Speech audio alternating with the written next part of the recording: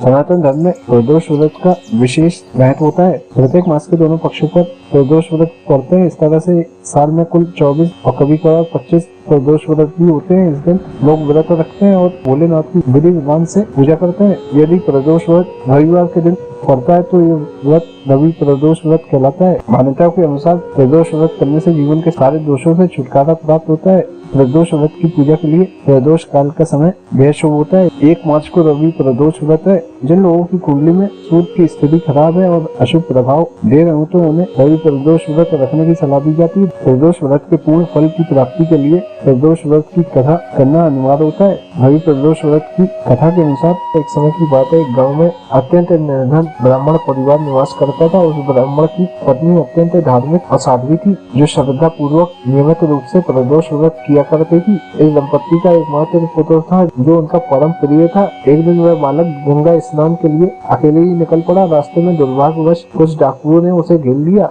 उन्होंने बालक को धमकाते हुए कहा कि हम तुम्हें हानि नहीं पहुंचाएंगे, लेकिन तू हमें अपने पिता के छुपे हुए धन के बारे में बता दे। बालक ने डरते हुए विनम्रता से उत्तर दिया, बंधुओं, हम निर्धन हैं, हमारे पास छिपाने योग्य कुछ भी नहीं है। चोरों ने संदेह पूर्वक पूछा, फिर तेरे पास ये पोटली किस लिए है? बालक ने सरलता पूर्वक उत्तर दिया कि मेरी माँ ने मेरे लिए इसमें रोटियां रखी है। ये सुनकर डाकू आपस में बोले, ये तो सचमुच गरीब है, इसके पास कुछ नहीं मिलेगा, चलो किसी और को ढूंढते हैं। और वे उसे बिना हानि पहुंचाए उसे वहां छोड़कर चले गए। बालक आगे बढ़ते हुए एक नगर में पहुंचा। नगर के बाहर एक विशाल बरगद का वृक्ष था। थकावट के कारण वह बालक उसी वृक्ष की छांव में लेट गया और वहीं सो गया। उसी समय नगर के सिपाही डाकुओं की खोज में वहां पहुंचे। उन्होंने उस सोते हुए बालक को देखकर संदेहवश उसे चोर समझ लिया और बंदी बनाकर राजा के समक्ष प्रस्तुत किया। राजा ने बिना जांच पड़ताल किए बालक को कारावास में डालने का आदेश दे दिया। इधर उसी रात बालक की मां ने प्रदोष व्रत किया और भगवान शिव की भक्ति में लीन रही। उसी रात्रि राजा को स्वप्न में भगवान शिव ने दर्शन दिया और कहा कि जिस बालक को तुमने बंदी बनाया है वह निर्दोष है। यदि प्रातःकाल उसे मुक्त नहीं किया तो तुम्हारा राज और वैभव समाप्त हो जाता है। सुबह होते ही राजा भयभीत होकर उठा और बालक को बुलवाकर उससे पूरी घटना पूछी। बालक ने